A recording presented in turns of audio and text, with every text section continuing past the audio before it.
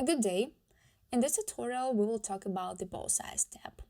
In this tab, you can review patients' both eyes, left and right, to compare pathology signs or thickness difference, and basically examine two eyes at the same time.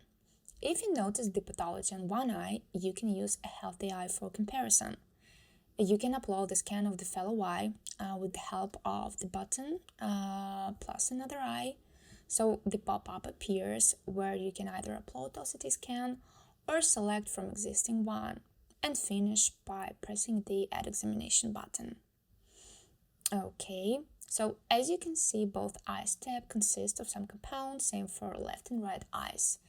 So we have here the eye type, the examination date, the OCT severity detection map with an option to browse through scans and select some specific ones, filter scan by order of severity, arrows to change scan selection, quality of the scan, scan number, selected scan by itself, scan zone icon with the help of which you can review scan in bigger size, and the layer thickness, single, multi-pearl, GCC thickness, and over here is the average one.